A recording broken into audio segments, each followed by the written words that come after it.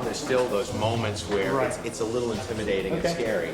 They get kind of tangled together and they blast through the living room into the gym. So right now we're just testing the aftermath of that. They start fighting in the gym and he knocks him into the ring. 3, 2, 1, go!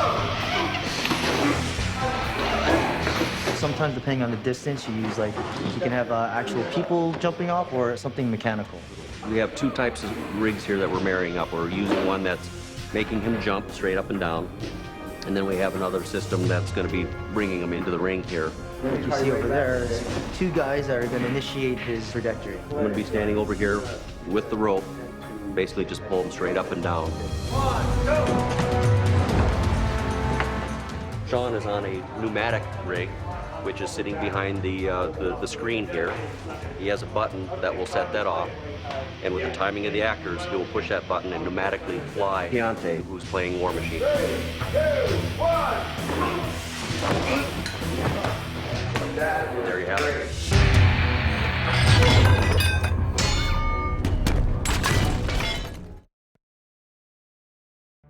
This is Russell Bobbitt. He's our prop master, and we're designing a new shape for the RT light for when he changes it out for the triangle. In the suit, it's going to be a triangle, but we're trying to preserve some of the personality of the old silhouette that comes through the shirt from the light.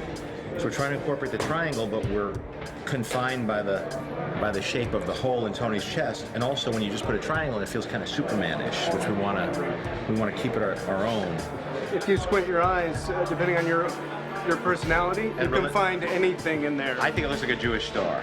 I think if you swap those two things, it looks like a Jewish star, and it seems like we're sending some weird religious propaganda message, which we're not. No, we're not. We're not. Nothing against Jewish stars. It looks good on a necklace. I don't think it necessarily looks good in Iron Man's chest.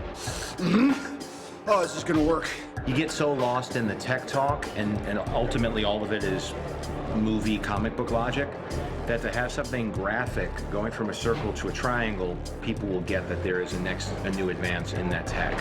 And so keeping it graphically simple is cool. Plus it helps us build towards our hall of armor of many different designs, which is part of the mythology of Iron Man. Here we are. Final fitting. Doesn't she look great? What do you think?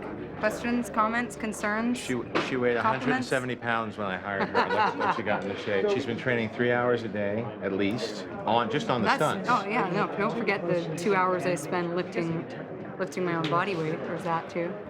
She lifts her own body weight. She looks fantastic. I've eaten so much tuna sashimi since we started that I'm gonna sue for mercury poisoning. We're trying to decide between this and this. Put it on film. And we're gonna be the fighting duo soon. That's right. Me and you. You better bring it.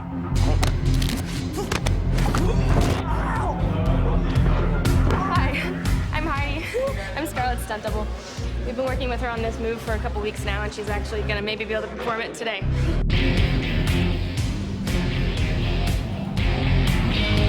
It's kind of a cartwheel, a one-armed cartwheel with a leg locked around the guy's neck, and then you yank him down to the ground. He does a front flip to his back.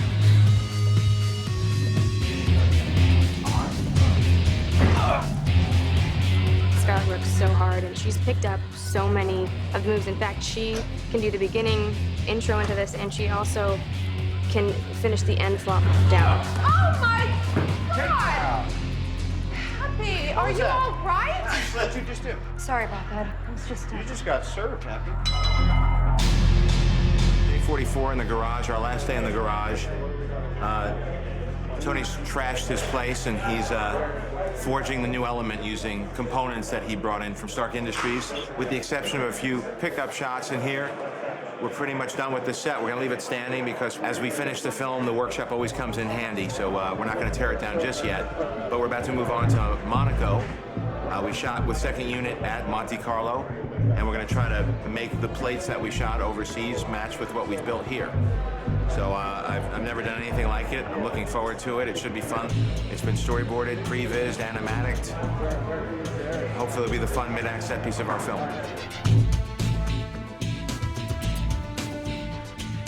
It's important to us to showcase that Tony Stark, that Iron Man, is a global hero. He's a jet setter, So the idea of shooting in Monaco and the idea of actually shooting in Monaco during the historic Grand Prix was very exciting. And action.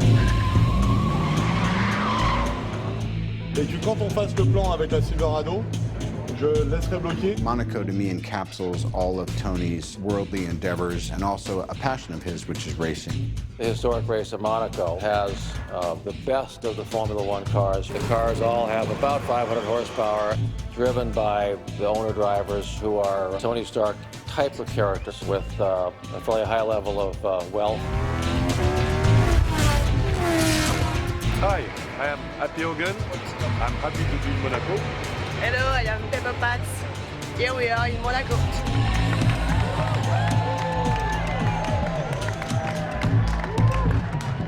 3, 2, 1, go.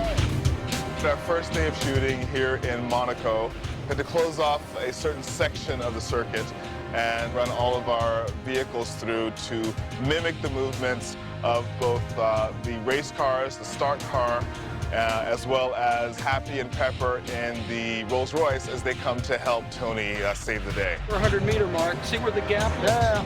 No barrier? Yeah. Right there is where it should happen. Yeah, I think we have to, it's a boom down to that.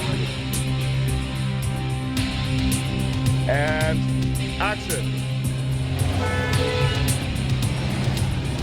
It's a combination of empty plates, sort of cars driving with cameras down the street, into which we'll add digital race cars of Tony racing, background plates to put behind people, just to make it feel like we're actually in Monaco. And then we'll combine that with other material we shoot in sets in LA that are also built to replicate this environment. To make it look as if the entire fight and all of the actors were here in Monaco, whereas they actually weren't. All of their work is shot in Downey, California.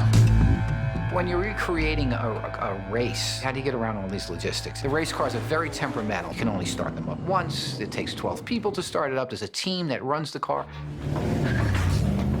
So we built a section of the track that we could use as a foreground where we could actually flip cars and have explosions and have people in the stands and direct, because that wouldn't have really been possible.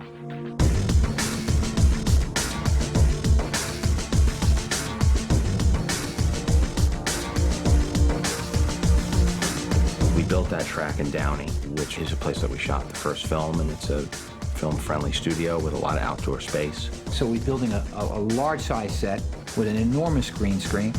It's a thrill, it's a challenge, it's much more complex than any sequence we did in the first film. And it's not even our biggest sequence in this film. The whole Monaco scene, I think, is just going to be ridiculously off the hook, and I'm really excited to see that whole whiplash sequence. So Tony Stark himself is racing in the Monaco Historic Grand Prix. He brushes it off. He's going to go have fun because that's what he does. He ends up getting into trouble, and that's one of our biggest action scenes.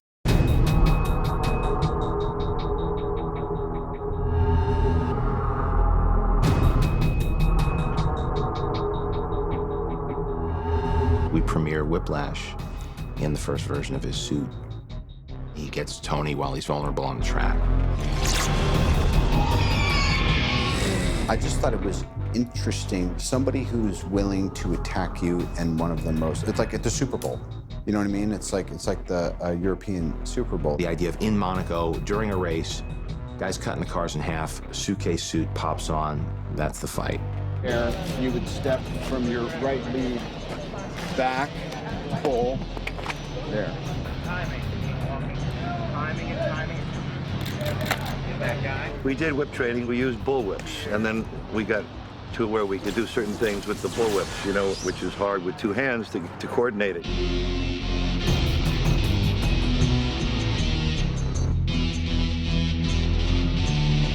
Grabs him by the neck and the arm. Yeah. By the neck and the arm, wraps around, pulls up, and then we'll pick the proper trajectory and animation. Because it's an action movie, it was something that was very challenging to do, and that was part of the appeal to me. It was, you know, Mickey and I and stunt guys and John and all these big things set up and hanging upside down.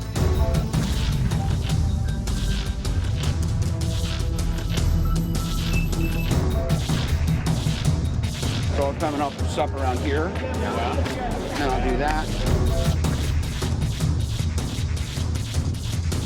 You're not in the scene! Back it up, John! Back it up! You're on my balls, man. You're killing me. You gotta back it up. I got the wrong pages. I got the wrong pages. I don't have the whips. I don't have anything. Back it up. Back it up. With the cars blowing up and flipping in the air, it would be so easy to say, let's just do that as a digital car. What we did is Dan Sudik, who's our special effects person, came up with a way to catapult cars in the air, flip them, they blow up. It's always nice to mix the practical with the digital. So when we do the planning of the scenes, we always try to figure out what can be done practically to mix with the digital so that it has a better look to the film. We actually built 17 race cars. Some with smoke that gets ejected onto the tires at certain points down the track, so it looks like the tires are locked up. So that's what some of these tubes are. These are our cannons. They'll shoot a 6-inch pole out onto the ground, launching the car into the air. We started months ago. We started probably in January, figuring out the shots, figuring out the track system, doing the math on all the gags, doing some testing, photographing some testing, getting it approved by the director, and that led us to this point here. These cars are really being flipped in the air, tumbling down the track, a quarter-mile track, exploding, and the actors in the scene. It's on a ratchet, so we're going to pull it with a pneumatic device based on the position of the other car in front of it. It's one of those things where we know the acceleration, and we have to calculate the deceleration so that we don't launch the cameras off and ruin the film.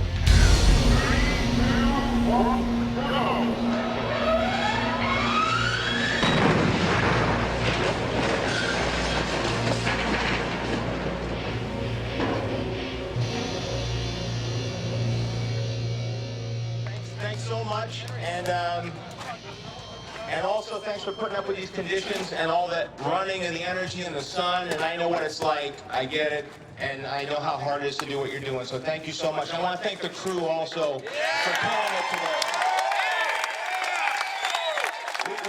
We're skipping lunch and plowing through this and doing 2 days of work in 1 day, and enjoy your weekend. It's day 30. We're here in Van Nuys Airport, but it's playing as France. This is Justin Hammer's corporate jet. See, it's this Hammer on the side, it's G5. Sure. And this is when you're whining and dining Mickey Rourke after Dining Mickey Rourke, the whole thing. It's crazy. It was Sam's choice that you're eating something sweet in every scene. I noticed you had a sundae going here. Yeah, I guess sundae, a little lollipop. Are you looking at the camera or at him when you're talking? I'm looking at the camera. Okay. I'm always looking at the camera. We're more in the same. I'll do my Chris Walken voice. Okay. Hammer as Chris Walken. Okay. So, here we are. Iron Man. It's a humdinger. I like Jon Favreau. Like to swing all the time. Justin's got the white shorts on, he's got the black floor. He's got the dark suit, you got the light suit. I got the light suit. You're the Yang, who's the Yin. The salt and the pepper. How many times we worked together now? We did Made together. We did Made, that's right. G-Force. G-Force. We're guinea pigs in G-Force together. And that's when we first started, we were thinking of you, and that's when I saw you. We started talking about this at the voiceover session for G-Force. That's right, you did. Making movies, very exciting. Lots of hurry up and waits. I like birds, sure, all the time. I like cockatoo. A lot of words today. A lot of words every day. We get guns, we got Senate rooms. You had a little time to prep this scene, though. That was good. We didn't change it on you too much. Yeah, a little time, a little memorization. It would be nice to give you a little more time with the words. But things change a lot around here. Yeah. Everything we shoot, it changes everything else. Everything's changing. But we're gonna try to keep your stuff pretty intact so that you could prepare and dig into it. I'm changing my sexual preference on this movie. Everything's changing. Nuts. Everything's up for grabs. I want to get crazy with the cockatoo. Mickey Rourke running around, he's got a bird. First day working with Mickey, what'd you think? Great, I love Mickey. He got a kick out of you. Yeah, he was awesome. Yeah. I liked him a lot, actually. He's like, who is this guy? He's good. I said, yeah, he's good. And that's it, 1 day here, in and out, pretty good. It's on. It's on. Cut. We're setting up here for the Black Widow hallway sequence. This is where she takes out 12 guards and John fights 1 guard.